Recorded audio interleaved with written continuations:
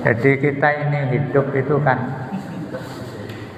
pada hakikatnya proses untuk kembali bertemu dengan Allah. Maka ketika ada orang meninggal, itu berarti saat itu dia hakikatnya betul-betul kembali kepada Allah. Maka kemudian ketika ada orang meninggal itu terus diinformasikan kepada kita bahwa salah satu saudara kita ada yang sudah kembali. Maka pengumumannya itu mesti ada kalimat inna lillahi wa inna ilaihi raji'un. Dan pengumuman inna lillahi itu bukan hanya khusus untuk orang yang mati. Karena kalimatnya inna itu kita semua. Jadi ibaratnya kalau ada pengumuman inna lillahi wa inna ilaihi raji'un, itu seakan-akan mengingatkan kita, ingat saudara kita ada yang sudah kembali dan kita semua juga akan kembali. Karena apa? Karena innalillah, kita itu milik Allah.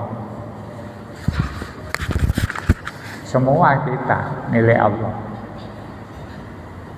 Wa inna ilaihi raji'un, dan kembali dan kepadanya kita semua akan kembali. Oleh karena itu maka orang kembali kepada Allah itu tentu pertama kali yang dicari itu ya Allah. Mana Allah yang selama ini kita bilangnya kita sembah, kita esakan. Itu kan terkadang kita ini belum paham.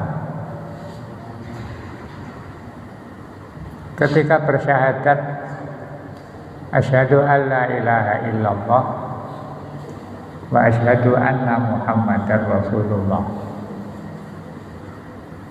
itu namanya kalimat tauhid. Jadi asyhadu an la ilaha illallah wa asyhadu anna muhammadar rasulullah, itu baru ucapan kalimat tauhid. Ya kalimat bahasa Arab, kalau disingkat la ilaha illallah muhammadur rasulullah. Jadi syahadat itu intinya bukan pada asyhadunya, tapi pada kalimat la ilaha illallah muhammadur rasulullah. Nah, kita umumnya asyhadu an la ilaha illallah wa asyhadu anna muhammadar rasulullah. Itu kalau diganti bahasa Indonesia ya kalimatnya berubah. Saya bersaksi bahwa tidak ada Tuhan selain Allah, dan saya bersaksi bahwa Muhammad itu utusan Allah. Itu namanya kalimat syahadat. Sebuah ungkapan, pernyataan, tidak ada Allah, tidak ada Tuhan. Kalau dalam bahasa tauhid, la ilaha itu maknanya la ma'buda bihaqqin, tidak ada yang berhak disembah secara benar illallah, kecuali Allah atau hanya Allah. Maka dalam bahasa tauhid kalau ada orang mengatakan la ma'buda illallah,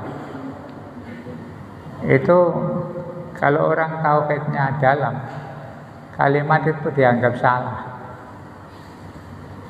Lah umumnya kita kalau tahlilan Itu kadang-kadang imam tahlil itu ketika ngomongkan afdhalul dzikri fa'lam annahu la ilaha illallah, itu kan pengumuman. Maknanya afdhalul dzikri, zikir yang paling afdol, yang paling utama, yang paling baik, fa'lam, ketahuilah, annahu, bahwa zikir yang baik itu la ilaha illallah. Nah, setelah dibaca panjang 3 kali, itu kalau orang tasawuf baca panjang itu ada maksudnya. Itu untuk memantapkan kalimat itu supaya masuk ke dalam hati sanubari kita.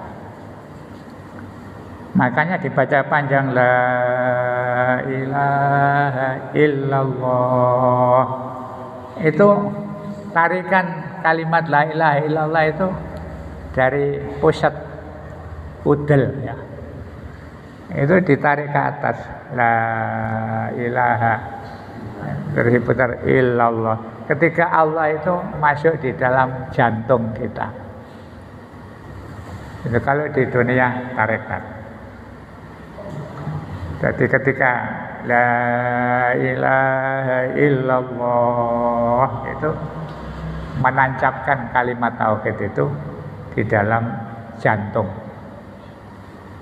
Karena jantung itu sumber kehidupan. Detak jantung kita itu yang menjadi indikator bahwa nyawa kita masih ada. Sehingga masuk kalimat la ilaha illallah itu masuk dalam inti kehidupan. Sampai 3 kali. Kemudian nanti ayat terakhir, begitu illallah, la ma'buda illallah. Itu la ma'buda itu maknanya tidak ada yang boleh disembah kecuali Allah. Tapi di bahasa tauhid itu kurang la ma'buda itu. Oh, nyatanya ada kok. Makanya ditambah la ma'buda bihaqqin. Tidak ada yang boleh, benar-benar boleh disembah kecuali Allah. Nah, kita semua kalimat itu hafal. Tapi ketika ditanya, kamu bilang tidak ada yang disembah kecuali Allah, Allah yang mana? Di mana Allah itu? Dan siapa Allah? Nah, ini yang harus kita pahami, bahwa kalimat tauhid ketika mengatakan la ilaha illallah itu ya kita harus mengenali siapa sih Allah yang kita selalu sebut. Jadi yang selalu kita sebut itu Allah. Dan banyak orang tanya, siapa sebenarnya Allah itu? Ya jawabnya ya, kita tidak bisa jawab, wujudnya tidak kelihatan, dicari dimanapun juga tidak akan ketemu. Kalau kita menganggap tidak ada yang disembah yang berhak kecuali Allah. Nah, maka ketika bertanya Allah itu, kata Rasulullah, orang-orang kafir, musyrik itu pernah tanya kepada Rasulullah. Karena umumnya zaman dulu orang nyembah Tuhan itu harus ada wujudnya. Ya boleh berupa patung atau berhala, boleh berupa pohon-pohon besar, bahkan juga berupa manusia yang dianggap Tuhan karena dianggap hebat, punya pangkat tinggi, bisa ngatur kehidupan orang lain, terus dijadikan Tuhan. Seperti kasusnya Fir'aun. Jadi Fir'aun itu ngaku Tuhan karena bisa ngatur kehidupan orang lain. Yang nurut difasilitasi, yang tidak nurut ya dihukum. Nah, dia merasa kuasa, tidak ada yang berani membantah. Maka kemudian dia menyatakan dirinya sebagai Tuhan. Maka saat itu banyak ketika Rasulullah menyampaikan bahwa la ilaha illallah, tidak ada yang berhak untuk disembah kecuali Allah. Terus orang-orang kafir itu tanya kepada Rasulullah, insab lana rabbaka ya Muhammad. Kata orang-orang kafir, Muhammad, kalau kamu punya Tuhan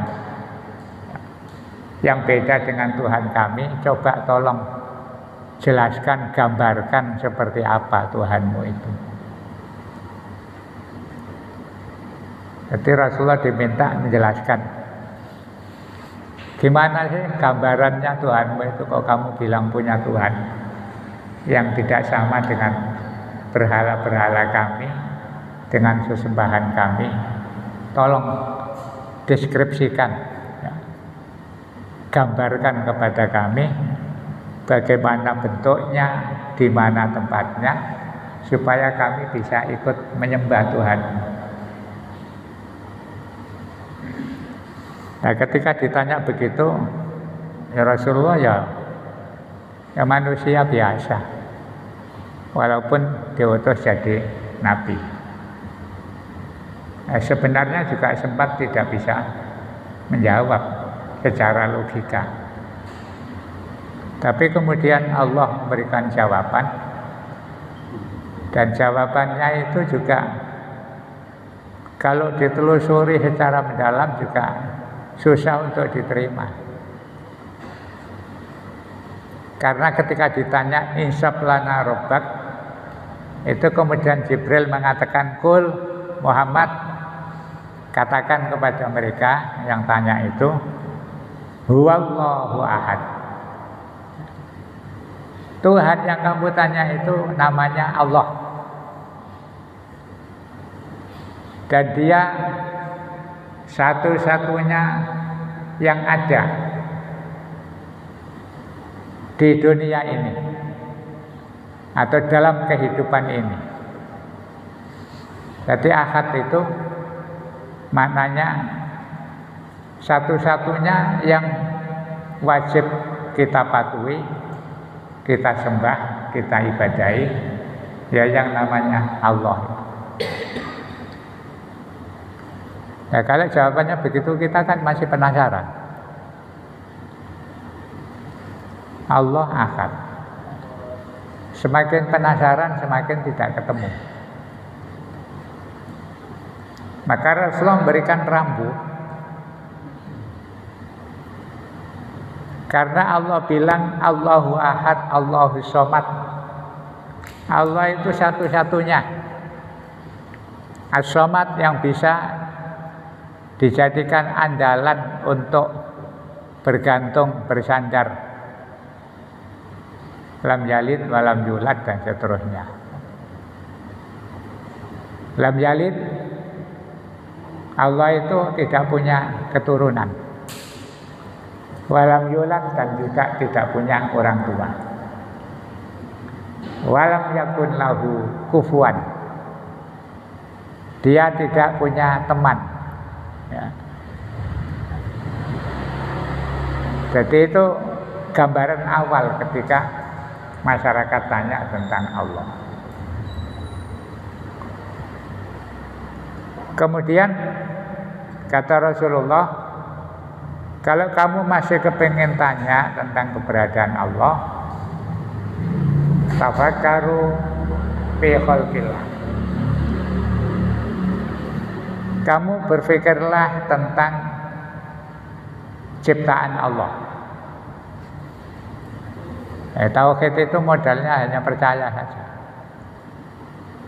tidak bisa dinalar.